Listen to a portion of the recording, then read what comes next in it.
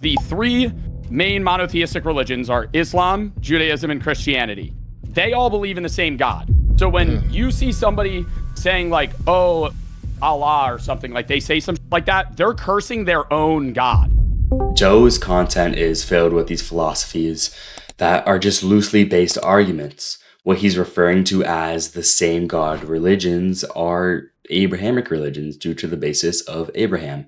And we look at these same God religions, and in the Quran, Surah At-Tawbah 9:30, that Allah is not to be called the Father and is not the Father of the humans on earth, while the Bible directly displays God as the Father. Two contradictions can make one truth, and that one truth being one God. And these religious texts, including the Quran, the Torah, and the Bible, contradict each other in other ways regarding God, which cannot make one God. One God cannot be multiple other things.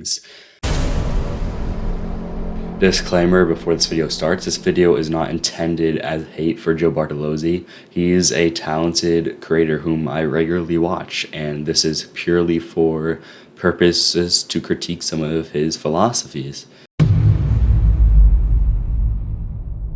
People may have just misinterpreted him, right? The Bible has been translated so many times. It was made thousands of years ago. To say what Jesus said is still in existence today, This is a very common argument of the corruption and the untrustworthiness of the changed Bible. But as soon as you do a little bit of research, this argument falls apart. There are 24,000 preserved manuscripts of the Bible, which account for 99% of the New Testament, and the Dead Sea Scrolls account for the Old Testament. Using your logic, we shouldn't listen to your rants off of Socrates, whom wrote nothing himself, and his texts only come off other people, same as Homer. And to say that he just might have been misinterpreted is a bad argument, and it could apply to anything. It could apply to any philosopher, that anything they say will be misinterpreted. Any historical figure could have just been misinterpreted, and that's not a valid argument.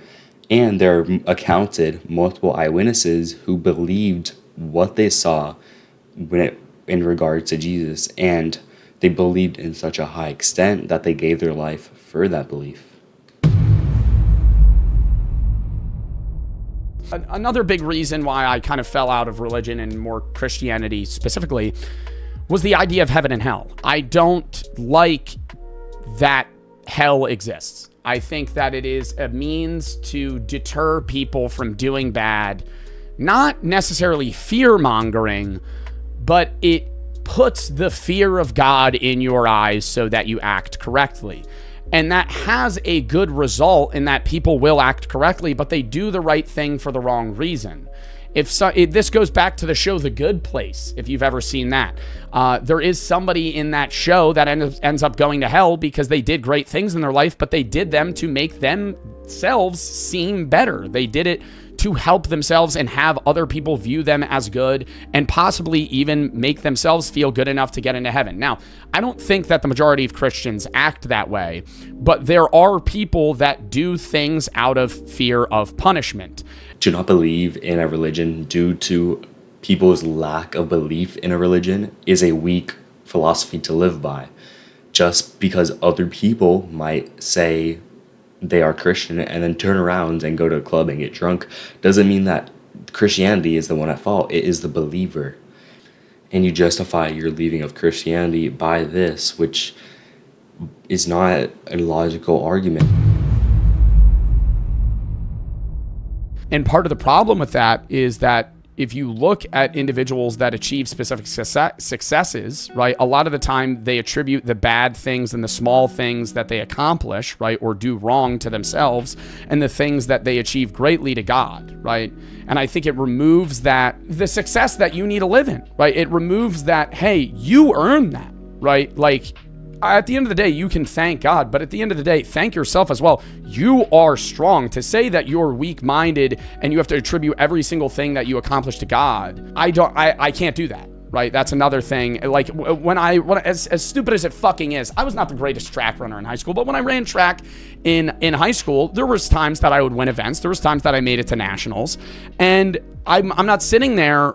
I wore the cross at the time, right? I was a Christian then. I wasn't sitting there going, oh, God, let me win this event. I was going, I did this, right? It took me a year of practice, weightlifting, running, conditioning, eating well to be able to fucking compete and do this.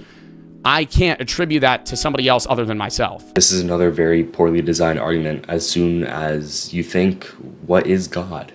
God is all-powerful and causes everything to happen. And by saying that you did something alone, saying that you did anything alone would put yourself above a infinitely giving being, a being that made you able to win track.